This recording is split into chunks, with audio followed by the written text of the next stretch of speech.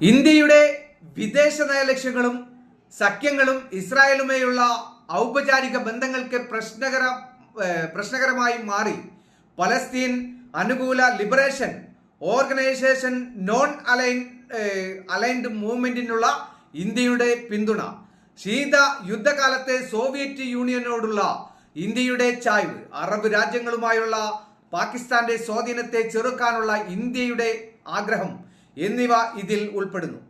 പ്രത്യയശാസ്ത്ര തലത്തിൽ ഈ കാലഘട്ടത്തിലെ ഇന്ത്യയിലെ പ്രബലമായ രാഷ്ട്രീയ പാർട്ടിയായ ഇന്ത്യൻ നാഷണൽ കോൺഗ്രസ് ഇസ്രായേൽ പാകിസ്ഥാനുമായി സാമ്യമുള്ള മതത്തെ അടിസ്ഥാനമാക്കിയുള്ള ഒരു രാഷ്ട്രമാണെന്ന അവരുടെ ധാരണ കാരണം അതിനെ എതിർത്തു.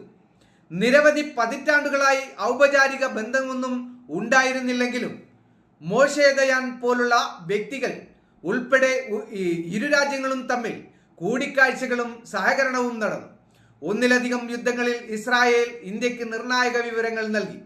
പതിറ്റാണ്ടുകളായി തുടരുന്ന ചേരിചേര അറബ് അനുകൂല നയങ്ങൾക്ക് ശേഷം 1992 ജനുവരിയിൽ ടെൽ അവീവിൽ ഒരു എംബസി തുറന്നതോടെ ഇന്ത്യ ഇസ്രായേലുമായി ഔദ്യോഗികമായി ബന്ധം സ്ഥാപിച്ചു.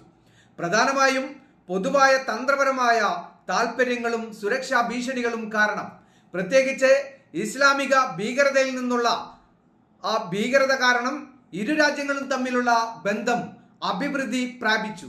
1999 ആയുധങ്ങളും വെടിക്കോപ്പുകളും നൽകി ഇസ്രായേൽ കാർഗിൽ യുദ്ധത്തിൽ ഇന്ത്യയെ പിന്തുണച്ചു.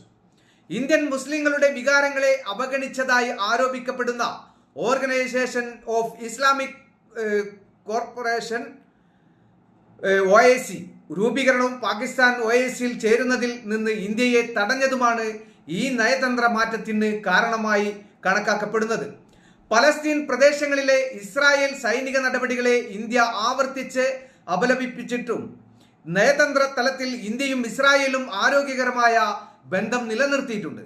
യുണൈറ്റഡ് പ്രോഗ്രസീവ് അലയൻസ് UPA ഗവൺമെന്റിന്റെ ഇന്ത്യയിലെ മുസ്ലിം വോട്ടുകൾക്കായുള്ള ആഗ്രഹവും മുസ്ലിം പ്രീണനവും ഇവയെ പ്രചോദിപ്പിക്കുന്നുവെന്ന് വിശ്വസിക്കപ്പെടുന്നു. 2014 മോദി സർക്കാർ തിരഞ്ഞെടുക്കപ്പെട്ടതിനു ശേഷം ഇസ്രായേലുമായും പലസ്തീനുമായുമുള്ള ബന്ധം പരസ്പരം സ്വതന്ത്രമായി നിലനിർത്തുന്ന ഒരു ഡീഫൈനേഷൻ നയം അദ്ദേഹം നിലനിർത്തി. 2014 ഇസ്രായേൽ ഗാസ യുദ്ധത്തിന്റെ മൂർധന്യത്തിൽ ഇന്ത്യ ഇരുപക്ഷത്തെയും കുറ്റപ്പെടുത്തുകയും ഇസ്രായേലിനോട് അനുപാതികമല്ലാത്ത ബലപ്രയോഗം നിർത്താൻ ആവശ്യപ്പെടുകയും ചെയ്തു. ഇസ്രായേലുമായി നല്ല ബന്ധം നിലനിർത്തിക്കൊണ്ട് പലസ്തീൻ ലക്ഷ്യത്തെ പിന്തുണയ്ക്കുന്ന ഇന്ത്യയുടെ നയത്തിൽ മാറ്റമില്ലെന്ന് വിദേശകാര്യമന്ത്രി സുഷമ സ്വരാജ് തറപ്പിച്ചു പറഞ്ഞു. എന്നിരുന്നാലും ഗസയിൽ നടന്നതായി ആരോപിക്കപ്പെടുന്ന മനുഷ്യാവകാശ ലംഘനങ്ങളെ കുറിച്ചുള്ള അന്വേഷണത്തിനായി ഐക്യരാഷ്ട്രസഭയുടെ മനുഷ്യാവകാശ കൗൺസിലിൽ വോട്ട് ചെയ്യുന്നതിൽ ഇന്ത്യ മറ്റ് ബ്രിക്സ് രാജ്യങ്ങളുമായി ചേർന്നു. ഇത് ഇന്ത്യയിലെ മാധ്യമങ്ങളിലും വിശകലന വിദഗ്ധരിലും സമ്മിശ്ര പ്രതികരണമാണ് സൃഷ്ടിച്ചത്. ഇസ്രായേൽ യുദ്ധക്കുറ്റങ്ങൾ ചെയ്തുവെന്ന് ആരോപിക്കുന്ന UNHRC റിപ്പോർട്ട് വോട്ടിനായി അവതരിപ്പിച്ചപ്പോൾ അങ്ങനെ ചെയ്ത 5 രാജ്യങ്ങളിൽ ഒന്നായ ഇന്ത്യ വോട്ടിംഗിൽ നിന്ന് വിട്ടുനിന്നു. ഇന്ത്യയിലെ ഇസ്രായേൽ പ്രതിനിധി ഡാനിയൽ കാർമൻ മറ്റൊരു ഇസ്രായേൽ വിരുദ്ധ പ്രമേയം എന്ന് വിശേഷിപ്പിച്ചതിനെ പിന്തുണയ്ക്കാത്തതിന് ഇന്ത്യയോട് നന്ദി പറഞ്ഞു. 2014 മുതൽ നരേന്ദ്രമോദിയുടെ പ്രധാനമന്ത്രി പദത്തിന് കീഴിൽ ഇന്ത്യ ഇസ്രായേൽ ബന്ധം വളരെ അടുപ്പമുള്ളതും ഊഷ്മളമുള്ളതുമാക്കുന്നു. 2017 ഇസ്രായേൽ സന്ദർശിക്കുന്ന ആദ്യത്തെ ഇന്ത്യൻ പ്രധാനമന്ത്രിയായിരുന്നു അദ്ദേഹം. 2017 ഇസ്രായേലിന്റെ ഏറ്റവും വലിയ ആയുധ ഉപഭോക്താവായിരുന്നു ഇന്ത്യ. ഇരു രാജ്യങ്ങളും തമ്മിലുള്ള പ്രതിരോധ ബന്ധങ്ങൾ വളരെ കാലമായി നിലനിൽക്കുന്നു. 2019 ജൂൺ 6 UN സാമ്പത്തിക സാമൂഹിക കൗൺസിലിൽ ഇക്കോസോക് പലസ്തീൻ സർക്കാരിതര സംഘടനയായ ഷാഹിദിന് നിരീക്ഷക പദവി നിഷേധിക്കാനുള്ള ഇസ്രായേലിന്റെ പ്രമേയത്തെ അനുകൂലിച്ച് ഇന്ത്യ വോട്ട് ചെയ്തു. 2022 ഓഗസ്റ്റിൽ പ്രസിഡന്റ് ഐസക് ഹെർസോഗ് ഡെൽ അവീവിലെ ഇന്ത്യൻ എംബസിയുടെ 75ാമത് സ്വതന്ത്ര ദിനാഘോഷത്തിൽ പങ്കെടുത്തു. തന്റെ പ്രസംഗത്തിൽ ഒരു പ്രാദേശിക ആഗോള ശക്തി എന്ന നിലയിൽ ഇന്ത്യയുടെ ഉയർച്ചയെ അദ്ദേഹം സ്വാഗതം ചെയ്യുകയും സ്വർഗാത്മക ജനാധിപത്യം, കാലാതീതമായ വിശ്വാസങ്ങളോടും വിശ്വാസ സമ്പ്രദായങ്ങളോടും ഉള്ള ആഴമായ ബഹുമാനം എന്നിവയാൽ അഭിമാനത്തോടെ പരസ്പരം ബന്ധപ്പെട്ടിരിക്കുന്ന രണ്ട് ആധുനിക റിപ്പബ്ലിക്കുകളാണ് ഇസ്രായേലിനെയും ഇന്ത്യയെയും വിശേഷിപ്പിക്കുകയും ചെയ്തത്.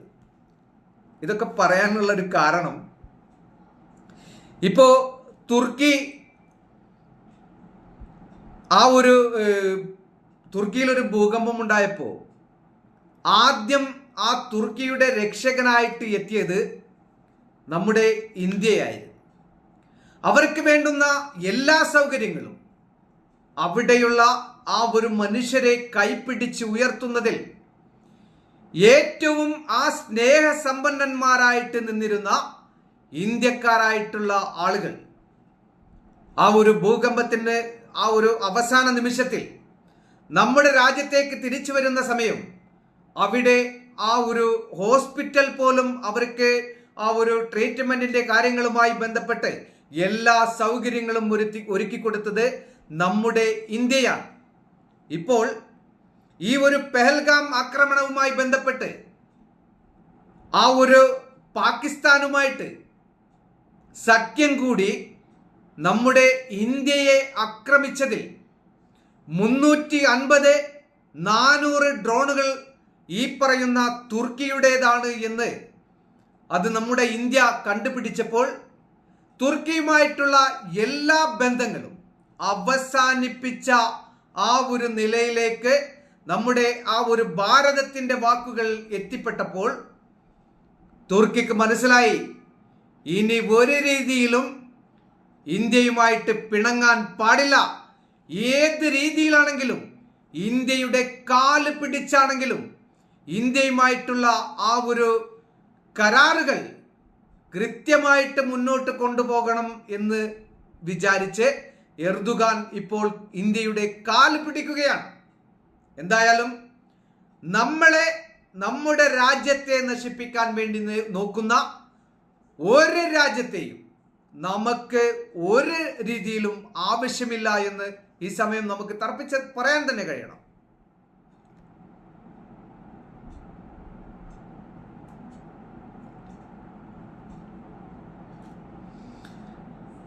ഷിംലിംഗ് ഗോൾഫ് ബോൾ ഹായ്, ഉണ്ണി അപർണ ഹായ്, ജിഷ അതുൽ, അവൻ പറഞ്ഞ പോലെ നമുക്ക് അങ്ങോട്ട് പറയാൻ പറ്റണ്ടേ അല്ലേ? നമ്മുടെ സംസ്കാരം അതിനെ അനുവദിക്കുന്നില്ല. എന്തായാലും നിങ്ങൾ കാണുന്നുണ്ടാവും, അപ്പൊ പിന്നെ ഞാൻ പറയേണ്ട ആവശ്യമില്ല. ജിഷ അതുൽ, എന്തായാലും ജിഷ അതുലിന് നമുക്ക് അങ്ങോട്ട് പ്രൊമോഷൻ കൊടുക്കാം അല്ലേ? പോടാ